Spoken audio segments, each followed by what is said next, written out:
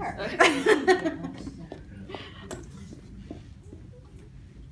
Yay, hello again. Thanks everyone for coming here and spending the evening with us. Is this a thing that's on? No. You have to turn that on. I know how to use Instagram, but I don't know how to use microphones. My sister showed me.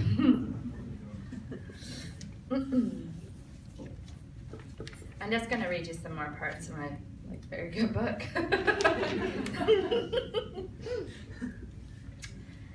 Odessa went on a bender that lasted almost a week one time, and in the middle of it, I hit her really hard. She said, "Oh, come on, it's not like you've never been drunk in the morning." She was cleverly drinking wine from a coffee mug, blending in, seeming normal, except for the slurring and the wobbly walk. And she was right, but I phoned her mom and said, "Odessa's been drunk for 5 days and she's lost her job and she's bitten a stranger." Her mom is quiet on the phone and then she says, "Thank you for finding the courage to phone me and tell me." She says, "We weren't perfect parents. We did so many things wrong. But if she's ready to heal, I'm ready to heal with her."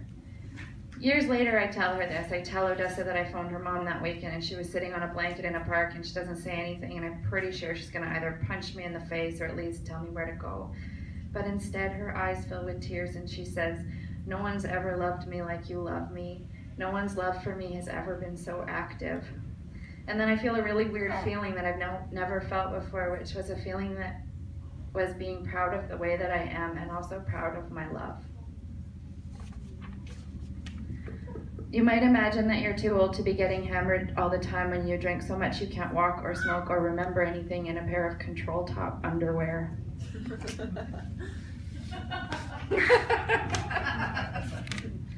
At the liquor store closest to my home, the cashier once said to me, "You'd better get everything you need right now because you're no good when you come back." I hadn't known that anyone noticed. I always went back. I always thought that 2 6-packs and a bottle of booze would be enough, but my preference was really 14 cans of dark, bitter beer. 2 more than 2 6-packs. I always had to go back. My first walk to the liquor store was always one of trepidation, humiliation, and fear. I didn't want to go, but I wasn't well enough to choose not to. And I rarely made it all the way home before opening a beer or a bottle in an alley. I liked this one alley with high fences because no one could see me, and I couldn't just wait. My second walk to the liquor store, I usually could barely remember, and I'd only know that I'd gone and which one I'd gone to by the bag that I used to put my empties in the morning. I'd walk around the house picking up empty and some not so empty cans thinking, what happened? I was such a nice kid. Odessa was the same, but she had better moves. She didn't pass out in her own home with all the lights on so much. She was more like one of those, I'm gonna die in a snowbank in a beautiful hat type drunks. Odessa won't go to meetings, but she goes to a Kundalini class and her heart explodes. She holds her hands above her head and says God over and over again at 4 a.m. with her hair wrapped up and her feet bare. Her teacher tells her that her greatest task in this life is to stop trying to hide all the time. The winter before Odessa's heart exploded, we watched Rihanna music videos and tried to learn to dance like sexual beings, and she decided to wear as much mesh as possible. Mesh is awesome, she said. Our first summer of trying harder than we ever had before not to be drunks, she was dressing in all white and chanting for 31 minutes every day and referring to the mind as a crazy garbage dump of nonsense, which, let's be honest, it is. She wore only all white to classes, not like at the grocery store or anything, but when she came into town for a white tantra workshop, she said to me before going to bed, "I'm really looking forward to being a white person in a turban on public transit tomorrow." In the morning, she had left before I woke up, and when she got home, she looked like she was glowing, and I noticed that she had blended the goal of wearing a lot of mesh with the goal of wearing only white, because she was wearing a lot of white mesh.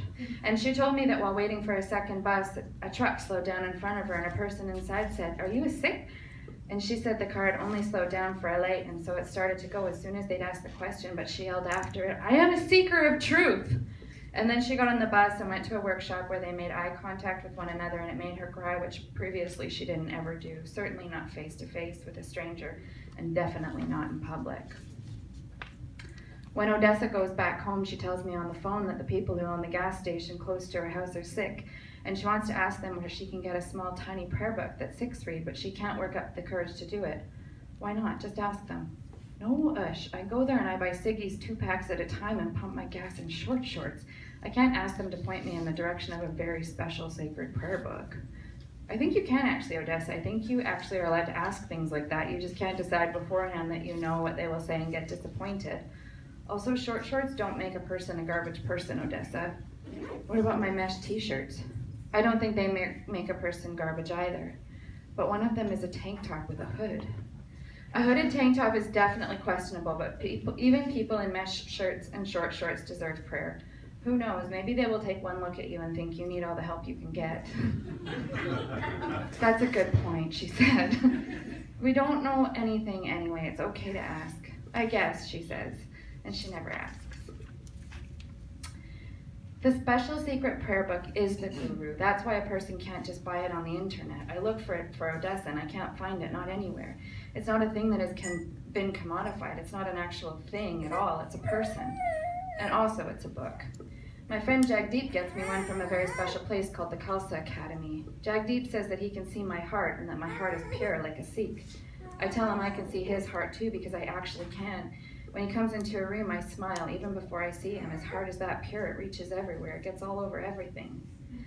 He tells me to keep the book somewhere higher than where I sleep, somewhere very special and important. He tells me to tuck it in after reading it, to only ever touch it with my head covered, with my feet bare, and with clean hands and an open heart.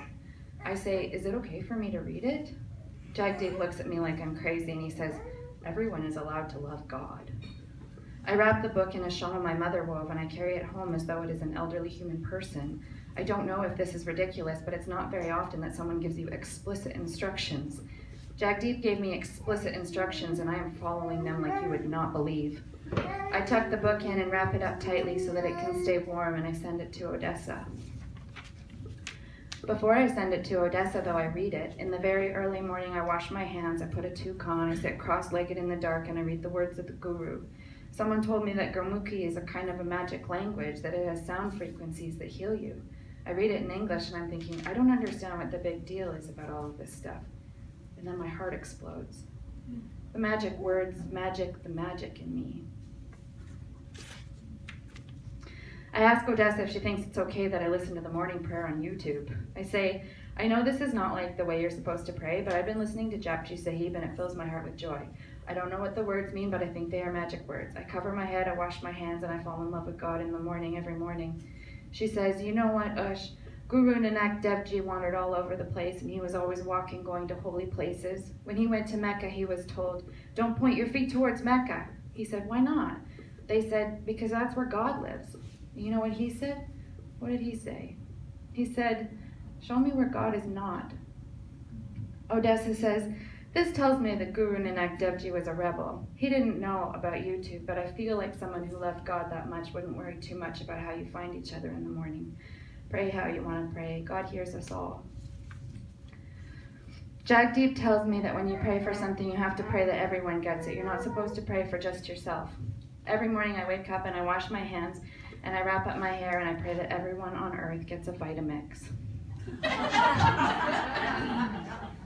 And also clean water to drink and to bathe in, peace in our hearts, and the courage to be always loving. I got a Vitamix. Just saying. It's my friends. I don't have the heart. I have a kettle and I have some kinds of tea that I never drink, but maybe you do. They're there for you, the mint, the licorice, the chamomile, the Tulsi rose, the breathe easy. And I will offer them to you like some kind of tea person, which I'm not. I don't have the heart. I have some cups that are really special. One that Odessa gave me that day as I was leaving. She said, take any cup you want and take it with you. And I took the best one and I never gave it back. I needed it. It was the only thing I knew how to hold on to. You could drink out of that cup, for instance, if you want. I don't have the heart. I have 28 houseplants that are still alive and sometimes even make flowers, and I can tell when someone's about to, then chooses not to cry. I don't have the heart, but I wake up very early sometimes, like before the sun comes up, and try to think of joyful things. I don't have the heart. I prefer silence, and machines that beep and ring make me want to gouge my own eyes out, but I will always call you back. I don't have the heart. I find it impossible to upkeep and believe in the wasteland of social fiction. I'm fine, I'm fine, I'm fine, I'm fine, I'm fine, I'm fine, I'm fine, I'm fine, I'm fine. But I will stay up late for the truth. Call in sick, call in interested, call in uninterested. Anything to hear it when you say it. I don't have the heart. It breaks, it breaks. I don't have the heart. Sometimes there's only one kind of tea. Sometimes there's no tea, only coffee. But I never run out of milk or honey. I don't have the heart. I have always, though, been listening. Odessa says, let's grow old together. I say, yeah. Odessa says, we'll have matching rocking chairs. I say, and shotguns. Odessa says, and moles. I say, and cigars. Odessa says, yeah. I say, let's get all our knitting and looking after other people's children out of the way when we're younger so that when we're older we've got time for arson. Odessa says, word. Me and prayer. Odessa and prayer. The whole world loves you, and I am in the world. Show me where God is not.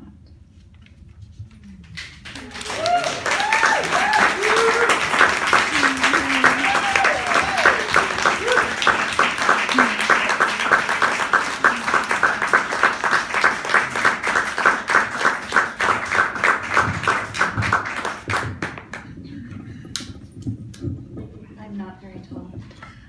Ursula, what's the name of your book? Long-time son. And shall we all do a little manifestation for the publication of it right now? Yes, please. Yeah, the solstice manifestation publication for Ursula. Thank you so much. Thank you.